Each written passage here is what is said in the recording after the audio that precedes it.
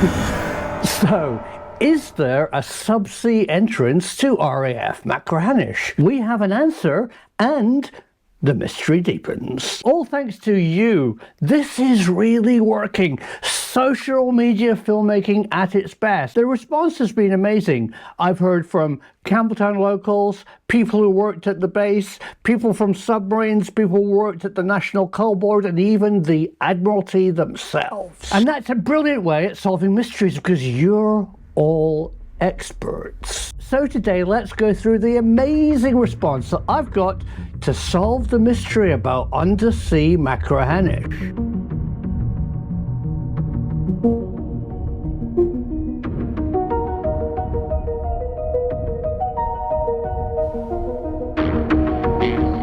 So let's start with you. Your comments from military personnel, plumbers, electricians, and people who actually worked at the base. I'm going to read out a small selection of comments that I find really interesting. And at the end of the film, I will attempt to summarize what it all means and why the mystery actually deepens. Hello, Prof. Great material and quality and superb YouTube content. Thumbs up. I have a feeling that you likely already have the facts and evidence regarding what's under RAF Machrihanish. You are on the correct track regarding the US Navy connection. As you likely already know, MOMAG, US Mobile Mine Assembly Group, resided alongside US Navy SEAL European Forwarding Base located here. I spent 3 weeks in the base in 1985 on an ATC summer camp and had a wonderful afternoon presentation from MOMAG and the best coffee I've had to date, followed by a tour down a long flight of stairs where pallets of munitions were stored, all sub-sea. It was only alluded to by those guiding us around that there was a subsea access to the facility. As your latest YouTube video teases, there is more to aviation interest based at this intriguing site. John Dahl. Well, that was amusing. Okay, this is what I know and can reveal. I worked for the US Navy, USN SGA, at another site, RAF Edsall, from 92 to 97, and when that particular site closed, I visited the Machrihanish site twice in 92. 1. The SEALs were most likely to be deployed via air if required. SEALs are not used for sentry duty. Not even the Groom Lake facility uses special forces for guard duty. Was it advantageous that the SEALs happened to be at Machrihanish while some covert things went on? Yes, obviously, but they weren't base security. Oh, and SEAL stands for Sea, Air and Land. The clue's in the name. They use multiple different insertion methods. Members of the UK Special Forces also use Machrihanish for training and ready deploy if required in the Scotland area. The SEAL detachment used the site as an FOB for operations throughout all of Europe. 2. The pipeline was for aviation fuel. Machrihanish, as you rightly point out, has no jetty. The jetty at the POL fuel site was used to offload the aviation fuel from a ship. Makes sense to ship various aviation fuels in bulk by ship, does it not? There were smaller tanks on base for the aviation fuel to allow decanting to aircraft. Yes, some exotic aircraft did use the site covertly. I can confirm the F-117s were there on one occasion I visited. 3. Any nuclear items that were to be deployed on the base to be in a double-fenced area on the northwest of the base. I believe it's visible from the golf course, although I haven't been to the site in years. 4. I have no current information on any ongoing involvement of any government in the upkeep of the facility. However, as it is a useful long runway, it would not surprise me that it was required in a time of emergency. It would at least be on the radar of the military, both UK, NATO and US. This is hardly surprising, even if it were just as a dispersal airfield for RAF US Air Force assets in a shooting war. I think that about covers it. Just as an aside, I should point out that nuclear submarines do not require heavy fuel oil, so why would they need to pump out there? Come to think about it, just to be clear, there is no secret underwater submarine base at Machrihanish. Mike, EKIM. Last year, while out and about chatting to a stranger, the conversation somehow turned to plumbing work performed at some unnamed site, where the plans being followed were clearly telling porkies about the fluid content of the new pipes being installed. The speculation of the guy doing the work was an underground subbase. Wit's end. I love conspiracy. If we don't know an answer, we can make them up, eh? Campbelltown is a NATO shipping refueling jetty, where NATO warships and fleet tankers can refuel. It saves them going back to Devonport or Portsmouth. Ships carry aircraft and need a type of fuel called avgas and avcat to run on depending on whether they are fixed or rotary wing. Therefore, rather than having to store both at the jetty and airfield, they can have one store and pipe it down to the jetty. The airfield was a long runway emergency airfield which allowed all manner of aircraft to land at. There are and never have been any facilities for flying saucers. I also worked for 6 months at the Atlantic Undersea Test and Evaluation Centre on Andros Island during my naval career. It was an open water test range for testing underwater weapons, etc., e.g. torpedoes. Again, there were no undersea submarine bases there, or indeed anywhere in NATO. If you don't believe this, then my other answer is Britain has black projects where we spend billions or maybe trillions of pounds on underwater submarine bases to cater for our small number of boats. We also have a massive fleet of flying saucers and have a great relationship with the peoples from the planet Zog.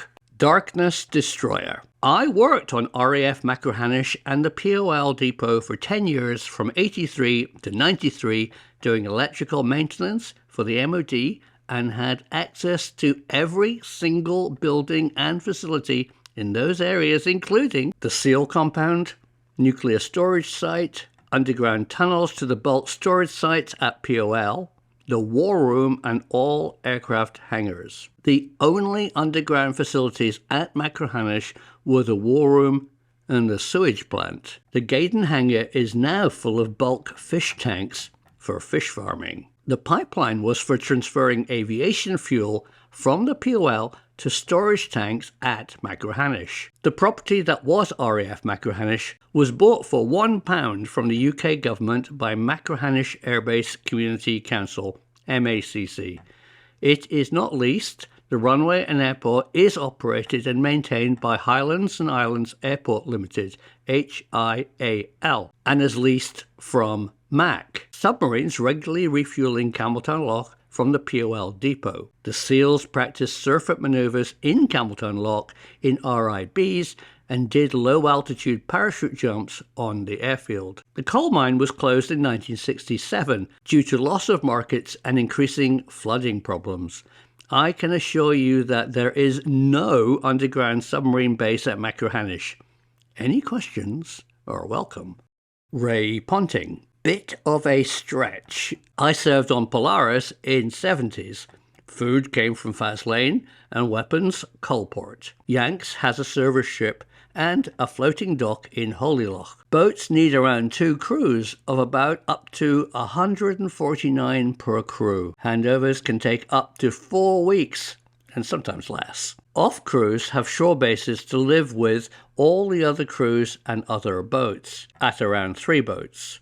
They would not live in such a base as described due to morale and unable to take leave. At the back of weekends, there are around 1,000 ratings arriving at Helensburgh rail station. One cannot miss the arrival of trains at both stations. Then daily ratings can go ashore and generally are found in the local bars in large numbers. It would have been impossible to keep such a place secret in Scotland or anywhere in UK. It wasn't that difficult to locate all the nuclear bunkers back in the 60s and 90s, many identified by the way of pillow or loose talk. Although most Royal Navy submariners won't even talk about anything that isn't already known, and even then, they may not say anything.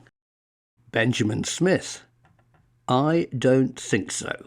I served on submarines in the US Navy on the most secret of all missions, and we never heard anything or even considered this. Numerous occasions my team got on and off in Faslane, Clyde, Plymouth, etc. And I have clear and fond memories of all those places and more. Like all government operations, I'm sure they would love to spend billions of dollars contracting their buddies to build an underwater submarine dream base to secretly replenish the food supply. But they just didn't. They had no hesitation whatsoever about dropping off top secret teams to take ordinary local taxicabs to nearby airports to fly home in full view of anyone interested in watching. You've got something interesting there for sure, but it's definitely not an operating underground submarine base controlled by the US.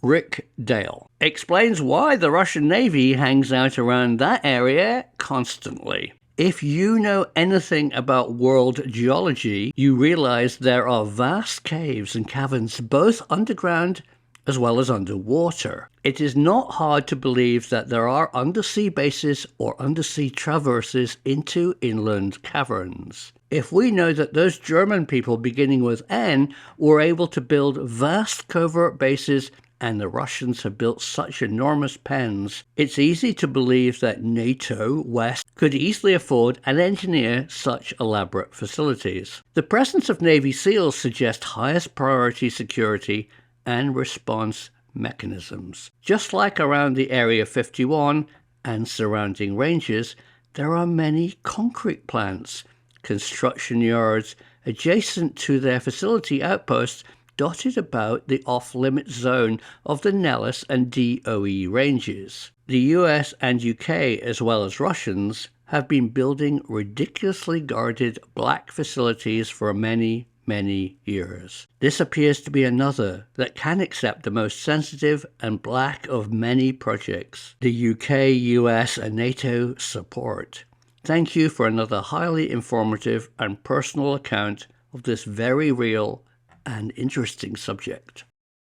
Aaron from SubBrief. Simon, this is an interesting question. This RAF base has been the site of many rumors and allegations because the US Navy did find and operate out of it since the 1960s. I believe the U-2 aircraft used it as a divert site during its global trips over the old USSR. But to your point, let me say that I was an enlisted submarine sonarman, so I don't know everything the US military or the US Navy is up to, but I have answers on this topic. Subsea Tunnel 1.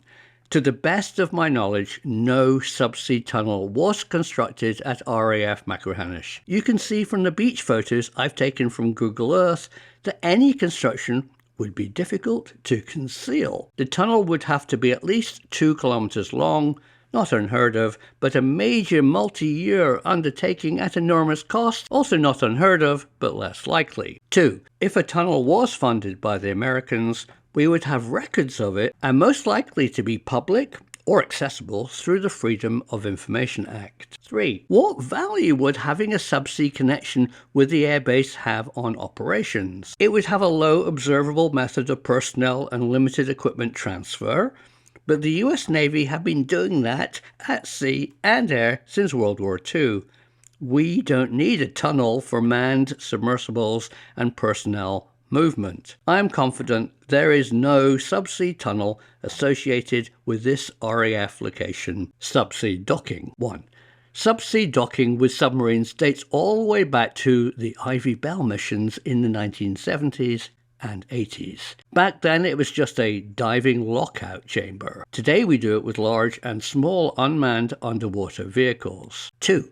Special forces use undersea sleds, mini-subs, to dock with dry dock shelters mounted on specific submarines like the SSGNs operating out of Guam and Diego Garcia. Some Los Angeles-class submarines have them as well. 3.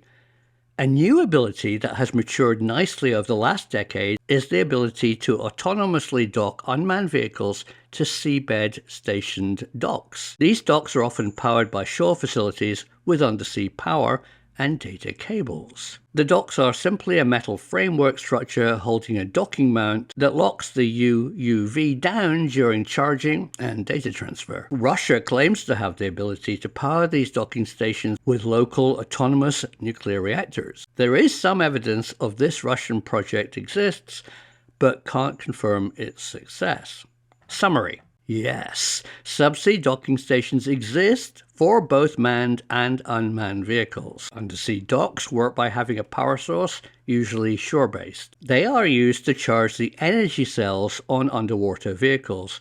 Data transfer can happen at the same time. Large and small unmanned underwater vehicles can dock. These docks are mechanical and electrical devices, so with proper hardening, they can operate in very deep water, over 3,000 meters depth, claimed by Russia, but is likely true despite the source. Obviously, if a diver is involved, depth is more limited. I've attached photos of SAABs, commercial undersea drone and docking stations as an example. I hope I've added some clarity to your work. Don't hesitate to follow up with me at any time. Thank you, Aaron. Another group that got in touch were the Campbelltown miners. They have the history of the mine and they have a plan of where they dug underneath the base. On this map, you can clearly see the sloping shafts and the area covered by the mine. When I lived in Machrihanish, I was told that the mine went under the ocean.